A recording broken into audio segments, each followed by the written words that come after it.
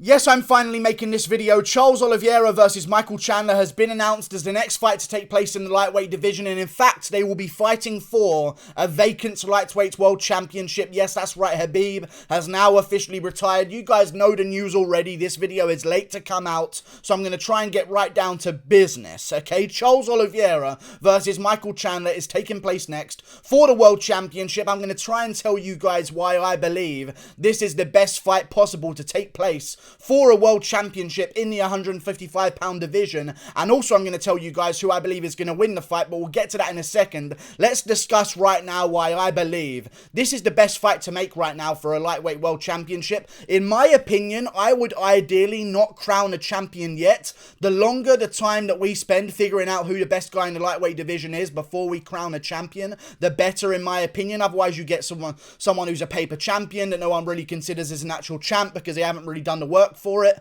But if they are going to crown a new champion, which I understand that they do need to do because we have pay-per-views, and those pay-per-views really need headliners right now because UFC 260 is not looking too good, I'll be honest with you guys, compared to UFC 259. It's sort of really bad as a pay-per-view. We need some big ones coming up soon, and that means we need champions to headline them. I understand why the UFC has chosen to make a new champion in the lightweight division. We've got to move on from Khabib. We've got to try and get things moving and create another little title situation for the winner of Poirier versus McGregor. You've also got guys like Islam Makhachev. All the lightweights right now need some direction, and you need to crown a champion so the lightweights know who they're training for eventually down the line to take a belt away from. People need order and structure in their lives. We need a lightweight world champion. I'm glad that they have chosen Charles Oliveira and Michael Chandler out of all of the contenders to fight for this belt because, number one, Dustin Poirier turned it down. He wants to fight Conor McGregor in a trilogy. He wants that money, and I don't blame him. Poirier has already had a belt wrapped around his waist. I'm sure, in his opinion, if he does get a belt off of a Chandler or a Gaethje or an Oliveira, it will just be the same as the last belt he had, which is basically saying that he's the best lightweight in the world, not named Khabib. That's what he was seen as when he won the interim belt off of Max Holloway, and I feel like that's also what it'll be seen as if he does win a belt again because he lost to Khabib recently, which is why Oliveira and Chandler, in my opinion, are the perfect fighters to take this belt. Justin Gaethje just lost to Khabib, and we'll get to him in a second because I understand why he's angry. But Michael Chandler and Oliveira have no history with Khabib whatsoever. That's why I like this matchup. If we had a champion who had lost to Khabib Nurmagomedov as the lightweight world champion after Khabib had retired, they would not be seen as a champion whatsoever, and it would completely destroy the sport in the 155-pound division, which has forever been, recently, especially since the McGregor era came through, one of the big money-making divisions in the UFC. Khabib is a big name, Gaethje's a huge name, Poirier's a huge name. There's a bunch of huge names right now in the lightweight division. Chandler's even got like 800,000 Instagram followers, so he's no small name either, and Charles Oliveira is a big name in Brazil. I'm glad that these two are fighting for a belt. Neither has lost to Khabib, which means the winner of this one will actually be seen as a man who people can't just dismiss as someone who got choked out by Khabib. If Justin Gaethje was fighting for a lightweight world championship, which I believe they were trying to make in the first place, and I am so happy that they didn't, if Justin Gaethje happened to win the lightweight world championship, everyone would see Justin Gaethje with a belt around his waist, and they would just think in their head,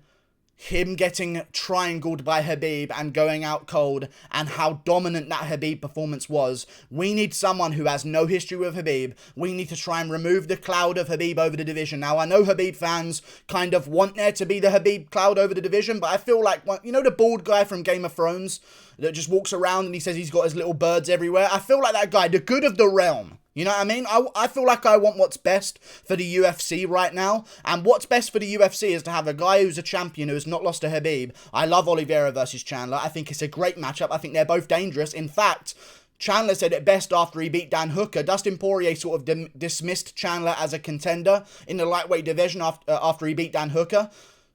Dan Hooker and Dustin Poirier went to war. They went back and forth to war. Dan Hooker won the first 2 rounds against Dustin Poirier. Dan Hooker almost finished Dustin Poirier at the end of the second round with a knee up the middle, which I predicted, by the way, but got stopped, and Poirier got saved by the bell at the end of that second round. Michael Chandler just destroyed Dan Hooker in the first round like he was nothing, okay? And Charles Oliveira just dismantled Tony Ferguson. Like, Arguably, Oliveira beat Tony Ferguson better than Gaethje did. I know Gaethje beat Ferguson at his own game, but Oliveira neutralized Ferguson. I mean, Ferguson was still landing good shots on Justin Gaethje, even slumped him with an uppercut at the end of round 2. But Oliveira completely neutralized Tony Ferguson. And I think it's good to have these kind of guys fighting for a belt, because not only are they two guys who have not lost to Khabib before, but in my opinion, they're the two guys in the lightweight division right now who are the only people who have an argument to maybe one day beat Khabib Nurmagomedov. I don't see Poirier going and winning a rematch against Khabib. I don't see Gaethje going up there and winning a rematch. At least there's some kind of speculation over what would happen if a Michael Chandler or a Charles Oliveira fought Khabib in the future, and maybe, just maybe, if they keep tooting the horn of trying to get Khabib to come back to the UFC, the winner of this bout could maybe entice Khabib to come back, especially if they are a champion, whilst Islam Makhachev maybe in the future works his way towards that title shot, and they just so happen to beat Islam Makhachev while Khabib's in the corner. Who knows, it might be Charles Oliveira who wins this whole thing at the end. I think that would be the most enticing matchup in terms of a fight with Khabib, purely because of how good the jiu-jitsu of Oliveira is. It's one matchup that we haven't seen Khabib take on before. He's taken on the grapplers, or the wrestlers who have good offensive wrestling and are known to maybe stuff takedowns now and again. He's taken on great strikers his entire career. One thing we haven't seen Khabib take on is the Donald Cerrones or the Tony Fergusons of the lightweight division. Now, could we assume that he would beat them? Yes. But just for narrative's sake, it's better if Oliveira becomes champ. Do I believe Oliveira becomes champ? Nay, says the horse. Oliveira will not beat Michael Chandler, in my opinion. I like Oliveira. I think he's very good. I keep picking against him. I understand that, and I understand that people are a little bit... They think I have something against Charles Oliveira. I don't have something against Charles Oliveira. I just think that Michael Chandler's a little ball of absolute muscle and energy, and he's going to push Oliveira back immediately in this fight and be able to stuff the takedowns and really put a whooping on Oliveira on the feet in the first round of this bout. I'm going to call a first round Michael Chandler KO. He's reinvigorated right now. He has a new sense of passion. He's got new momentum right now. He's looking to get back on top of the world. He's now got a belt. He's fighting in a training camp. I saw it on his Instagram. He's always posting like some inspirational comments to build himself up on the Instagram, get himself in that mood to train really hard. I know that he's got some real sense of purpose right now in his life. He's got the belt on the line. I think he's going to win against Charles Oliveira. I know Oliveira's wanted a belt as well, and listen, in hindsight, Oliveira made the correct decision. We were all here on the outside, including guys like Chael Sonnen, Uncle Chael himself. No disrespect, of course, I don't want to be beaten up by the largest arms in West Lynn, but we all shit on Oliveira for turning down bouts. Why is he turning down an Nate Diaz fight? Why is he turning down this fight that doesn't have a belt on the line? Everything worked out in the end for Charles Oliveira, so good for him. His little game played off, and they will now be headlining the card at UFC 262. I just don't see Oliveira being able to manhandle Michael Chandler in the grappling, because I've seen Chandler and Usman training together, and I know that they're flow sparring, but you can just see the skill of Michael Chandler's wrestling, especially while he's got gas in those early rounds. He has been known to slow down as the fights go on, but the same story goes for Charles Oliveira as well. We haven't seen him in a 5-rounder for a very long time. Michael Chandler, I feel like he's got the chance early here to land that big punch on Charles Oliveira, back him up early, land that push kick or something like that to push Oliveira back against the cage, set the tone early that Chandler is the imposing one in there, because that's something that Oliveira has been doing to his former opponents. Tony Ferguson did the same thing, came right out, got in his face. Kevin Lee as well, jumping front kicks to the body, really pushing Kevin Lee back. He wants to be the physically imposing guy on the feet. He's got a risky chin. He's been KO'd many times in his career before. I don't think he can take those shots off Michael Chandler, and I will be picking Chandler to win by KO. I'm just very glad this fight got made. Amazing matchup. Now, this will be headlining the card of UFC 262, which I believe is already done.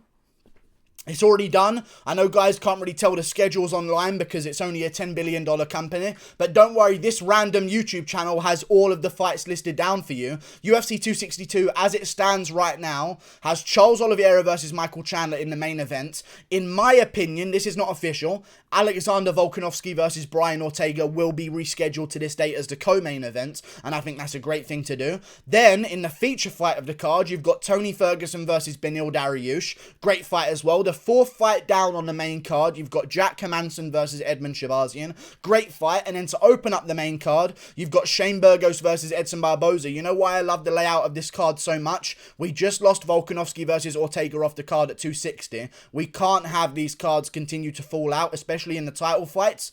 The reason why I love the layout of this card so much: Oliveira versus Chandler in the main event. Who else is on the card? Ferguson versus Dariush. We've got some kind of a backup on short notice if we need it. Alexander Volkanovski versus Brian Ortega. Not officially on the card yet, but it could be added to it. We've got Shane Burgos versus Edson Barboza also on the card, as maybe some short notice thing can be done. Who knows? In my opinion, I say they pay Max Holloway his show money to go up and show on and be the weigh-in short notice replacement here and get paid, because right now I feel like they've held out long enough. They're probably going to make Zabit versus Yair Rodriguez. They would not have strung it along this long unless they were going to make it at the end of this entire long 2-year waiting period I feel like we've had. Volkanovski versus Ortega, great bout, but I love these situations right now. I think Holloway should be there. Oliveira, Michael Chandler. And listen, if Justin Gaethje wants to be in the picture, he showed up on short notice before. Maybe he can get in shape for the situation, because what does Gaethje do now? Fight Rafael Dos Anjos? Most likely. Fight Nate Diaz? Maybe this opens the door for that one. I think that's definitely a fight that can be made next. Justin Gaethje versus Nate Diaz. If they're going to give Nate Diaz anyone at the top of any rankings, I reckon it's probably going to be Justin Gaethje here, and then the winner of Poirier versus McGregor maybe takes on the winner of Gaethje versus Nate Diaz. They have a fight. Winner of that one fights for a belt. We try and work out something else in the meantime, like maybe the winner of Beneil Dariush versus Tony Ferguson fights the winner of Islam Makhachev versus RDA. They fight for a title shot as well after the winner of the eventual semi-finals I just laid out with the Poirier McGregor and the other fight, Chandler versus whatever I'm saying right now. It's a good time to be a lightweight. I love this division. I'm glad that the winner of this fight coming up will not be a guy who has lost to Khabib, because that would ruin the entire thing. And maybe, just maybe, if Chandler wins, KOs Oliveira, calls out Khabib again, Khabib gives a reaction, who knows? Chandler keeps fighting, beats a McGregor-Poirier winner, who knows? Maybe fights the winner of Gaethje Diaz, beats him. And if Chandler starts beating Khabib's former opponents more impressively than Khabib beat them, let's say Chandler goes out there, and listen, picking McGregor to lose by KO early is no longer out of the realm of possibility. I know there used to be this weird aura around Conor McGregor where he just can't be touched in the first 2 rounds on the feet whatsoever. Now we've seen him get chinned. That is gone. If Chandler goes out there, sparks Oliveira in the first round, shows great takedown defense as well, maybe that'll be a good sign, KOs Gaethje in the first round, KOs the winner of Poirier McGregor in the first round, he would have done things more impressively than Khabib. And maybe if he also finishes Islam Makhachev along that way in the first round, Khabib will feel enticed to come back for that 30-0 fight with Michael Chandler. And I think Chandler's going to be one to lead the charge right now in the lightweight division and become the champion. And I would not have said that a year ago. So times change. Like and subscribe. Thank you for watching. Michael Chandler gets it done. Too explosive in the early rounds for Charles Oliveira. I don't see Oliveira taking that power early, and I think he'll go down by first round KO. Michael Chandler. Who would have fucking believed it? Click that button up there, like and subscribe. But one reason this is bad for the UFC, Pitbull beat Chandler. It was an early stoppage. It was a fluke, in my opinion as well. Landed behind the ear, but whatever. It was a stoppage. Pitbull's a featherweight at Bellator. Not a good look for the UFC if Chandler becomes champ. I'll tell you that right now. So yeah, it's good and bad, I guess. Like and subscribe. Click that button up there. Goodbye. See you later.